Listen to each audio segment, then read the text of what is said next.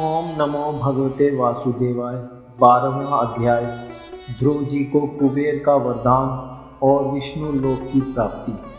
श्री मैत्रेय जी कहते हैं, विदुर जी, ध्रुव का क्रोध शांत हो गया और वे यक्षों के वध से निवृत्त हो गए। यह जानकर भगवान कुबेर वहां आए। उस समय यक्ष, चारण और किन्नर लोग उनकी स्तुति कर रहे थे। उन्हें देखते ही ध्रुव जी हाथ जोड़कर खड़े हो गए। तब कुबेर ने कहा, श्री कुबेर जी बोले, शुद्ध हृदय क्षत्रिय कुमार, तुमने अपने दादा के उपदेश से ऐसा दुस्तेज वैर त्याग दिया, इससे मैं तुम पर बहुत प्रसन्न हूँ। वास्तव में न तुमने यक्षों को मारा है और न यक्षों ने तुम्हारे भाई। समस्त जीवों की उत्पत्ति और विनाश का कारण तो एकमात्र काल ही है। यदि मैं तू आदि मिथ्या बुद्धि जो जीव को अज्ञानवश स्वप्न के समान शरीर आदि को ही आत्मा मानने से उत्पन्न होती है, इसी से मनुष्य को बंधन एवं दुखादि विपरीत अवस्थाओं की प्राप्ति होती है। ध्रुव, अब तुम जाओ, भगवान तुम्हारा मंगल करें। तुम संसार पास से मुक्त होने के लिए सब जीवों में समदृष्टि रखकर सर्वभूतात्मा भगवान श्री हरि का भजन करो। वे संसार पाश का छेदन करने वाले हैं तथा संसार की उत्पत्ति आदि के लिए अपनी त्रिगुणात्मिका माया शक्ति से युक्त होकर भी वास्तव में उससे रहित है। उनके चरण कमल ही सबके लिए भजन करने योग्य हैं। प्रियवर, हमने सुना है तुम सर्वदा भगवान कमलनाभ के चरण कमलों के समीप रहने वाले हो, इसलिए तुम अवश्य ही वर पाने योग्य हो। ध्रुव, तुम्हें जिस वर की इच्छा हो मुझसे निसंकोच एवं निशंक होकर मांग लो। श्री मैत्रेय जी कहते हैं, विदुर जी, यक्षराज कुबेर ने जब इस प्रकार वर मांगने के लिए आग्रह किया, तब महाभागवत महामती ध्रुव जी ने उनसे यही मांगा कि मुझे श्री हरि की अखंड स्मृति बनी रहे, जिससे मनुष्य सहज ही दुस्तर संसार सागर को पार कर जाता है। इड़वीड़ा के पुत्र कुबेर जी ने बड़े प्रसन्न मन से उन्हें भगवत स्मृति प्रदान की। फिर उनके देखते ही देखते वे अंतर्ध्यान हो। इसके पश्चात ध्रुव जी भी अपनी राजधानी को लौट आए। वहाँ रहते हुए उन्होंने बड़ी बड़ी दक्षिणा वाले यज्ञों से भगवान यज्ञ पुरुष की आराधना की। भगवान ही द्रव्य, क्रिया और देवता संबंधी समस्त कर्म और उसके फल हैं, तथा वे ही कर्म फल के दाता भी हैं। सर्वोपाधि शून्य सर्वात्मा श्री अच्युत में प्रबल वेग युक्त भक्ति भाव रखते हुए ध्रुव जी अपने में और समस्त प्राणियों में सर्वव्यापक श्री हरि को ही विराजमान देखने लगे।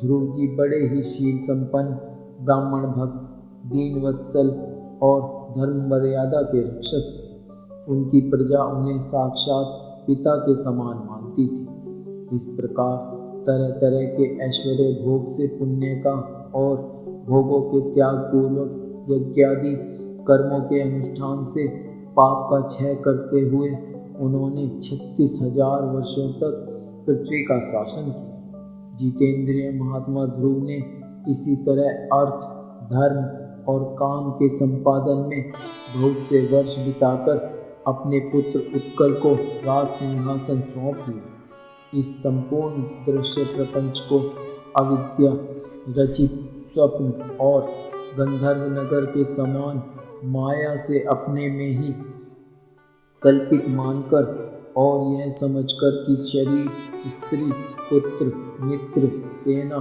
भरा पूरा खजाना, जनाने महल, सुरम्य विहार भूमि और समुद्र पर्यंत भूमंडल का राज्य, ये सभी काल के गाल में पड़े हुए हैं। वे बद्रिकाश्रम को चले गए। वहाँ उन्होंने पवित्र जल में स्नान कर इंद्रियों को विशुद्ध शांत किया। फिर स्थिर आसन से बैठकर प्राणायाम द्वारा वायु को वश में किया। तदंतर मन के द्वारा इंद्रियों को बाह्य विषयों से हटाकर मन को भगवान के स्थूल विराट स्वरूप में स्थिर कर दिया। उसी विराट रूप को चिंतन करते करते वे अंत में ध्याता और ध्येय के भेद से शून्य निर्विकल्प समाधि में लीन हो गए और उस अवस्था में विराट रूप का भी परित्याग कर दिया। इस प्रकार भगवान श्री हरि के प्रति निरंतर भक्ति भाव का प्रवाह चलते रहने से उनके नेत्रों में बार बार आनंदाश्रुओं की बाढ़ सी आ जाती थी। इससे उनका हृदय द्रवीभूत हो और शरीर में रोमांच हुआ। फिर देहाभिमान गलित हो जाने से उन्हें मैं ध्रुव हूँ इसकी स्मृति भी न रही। इसी समय ध्रुव जी ने आकाश से एक बड़ा ही सुंदर विमान उतरते देखा।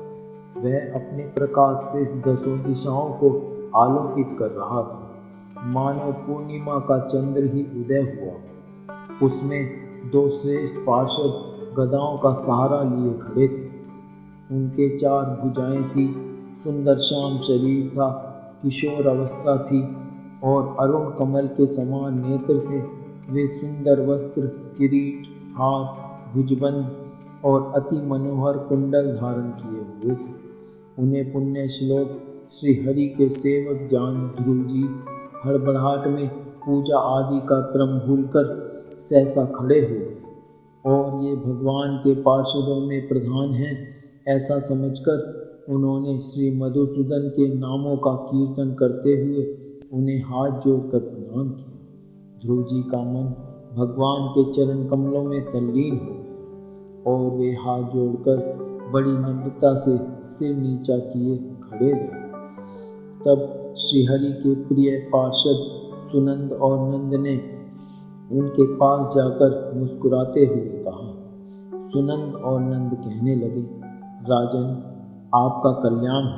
आप सावधान होकर हमारी बात सुनिए। आपने 5 वर्ष की अवस्था में ही तपस्या करके सर्वेश्वर भगवान को प्रसन्न कर लिया था। हम उन्हीं निखिल जगन्यंता शारंगपाणी भगवान विष्णु के सेवक हैं और आपको भगवान के धाम में ले जाने के लिए यहाँ आए हैं। आपने अपनी भक्ति के प्रभाव से विष्णु लोक का अधिकार प्राप्त किया है, जो औरों के लिए बड़ा दुर्लभ है। परम ज्ञानी सप्तऋषि भी वहाँ तक नहीं पहुँच सके। वे नीचे से केवल उसे देखते रहते हैं। सूर्य और चंद्रमा आदि ग्रह, नक्षत्र एवं तारागण भी उसकी प्रदक्षिणा किया करते हैं। चलिए, आप उसी विष्णु धाम में निवास कीजिए। प्रियवर, आज तक आपके पूर्वज तथा और कोई भी उस परम पद पर कभी नहीं पहुंच सके।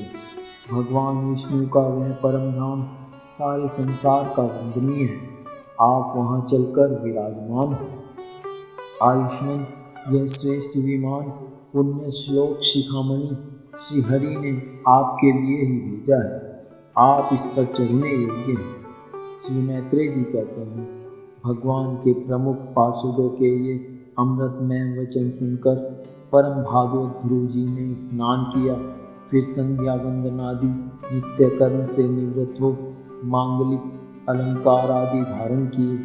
बद्रिकाश्रम में रहने वाले मुनियों को प्रणाम करके उनका आशीर्वाद लिया।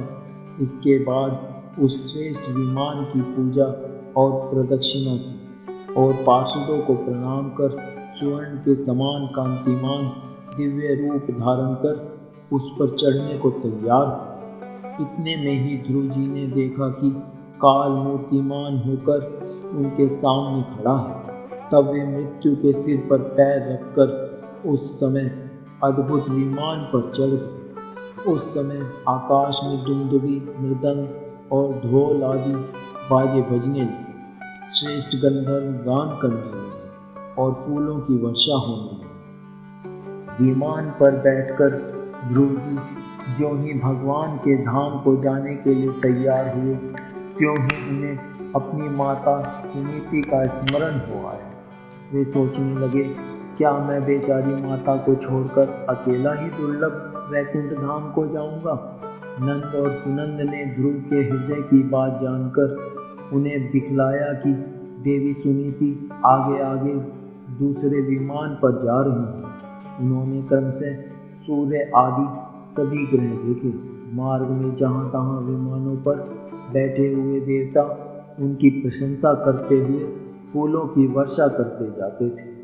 उस दिव्य विमान पर बैठकर ध्रुव जी त्रिलोकी को पार कर सप्तऋषि मंडल से भी ऊपर भगवान विष्णु के नित्य धाम में पहुँचे। इस प्रकार उन्होंने अविचल गति प्राप्त की। यह दिव्य धाम अपने ही प्रकाश से प्रकाशित है। इसी के प्रकाश से तीनों लोक प्रकाशित हैं।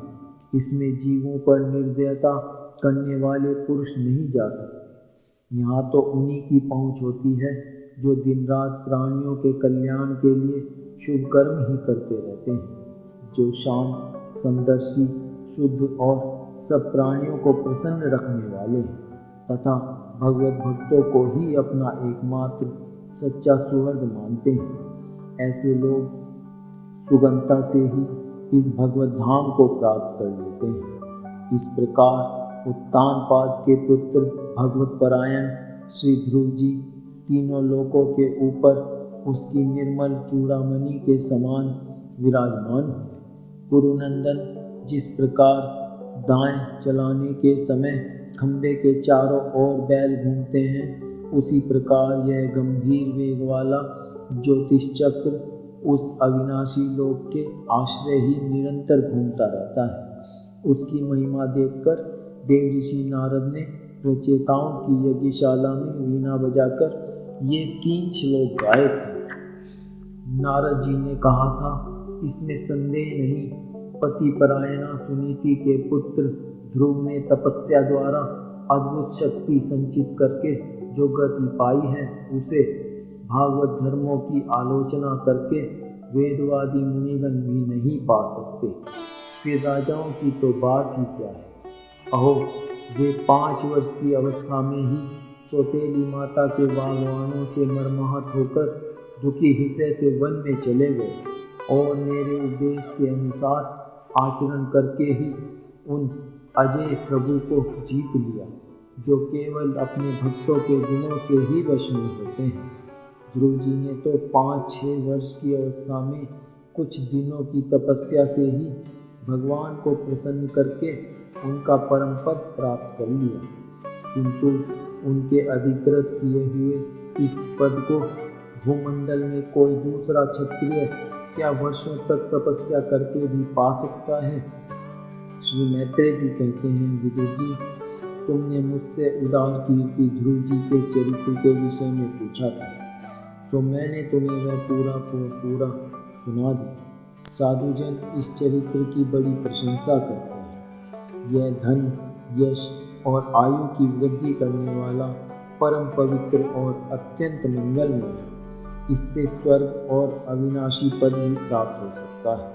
यह देवत्व की प्राप्ति कराने वाला बड़ा ही प्रशंसनीय और समस्त पापों का नाश करने वाला है। भगवत भक्त ध्रुव के इस पवित्र चरित्र को जो श्रद्धापूर्वक बार बार सुनते हैं, उन्हें भगवान की भक्ति प्राप्त होती है, जिससे उनके सभी दुखों का नाश हो जाता है। इसे श्रवण करने वाले को शीलादि गुणों की प्राप्ति होती है। जो महत्व चाहते हैं, उन्हें महत्व की प्राप्ति कराने वाला स्थान मिलता है। जो तेज चाहते हैं, उन्हें तेज प्राप्त होता है और मनस्वियों का मान बढ़ता है। पवित्र कीर्ति ध्रुव जी के इस महान चरित्र का प्रातः और सायंकाल ब्राह्मण आदि द्विजातियों के समाज में एकाग्र चित्त से कीर्तन करना चाहिए।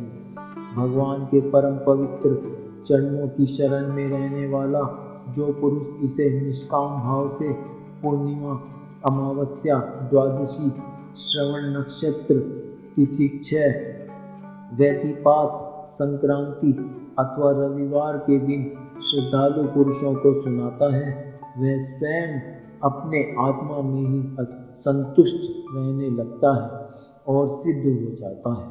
वह अति संतुष्ट रहने लगता है और परम सिद्ध अवस्था को प्राप्त होता है। यह साक्षात भगवद विषयक अमृतमय ज्ञान है। जो लोग भगवान मार्ग के मर्म से अनभिज्ञ हैं, उन्हें जो कोई इसे प्रदान करता है, उस दीनवत्सल कृपालु पुरुष पर देवता अनुग्रह करते हैं। ध्रुव जी के कर्म सर्वत्र प्रसिद्ध और परम पवित्र हैं। वे अपनी बाल्यावस्था में ही माता के घर और खिलौनों का मोह छोड़कर श्री विष्णु भगवान की शरण में चले गए थे।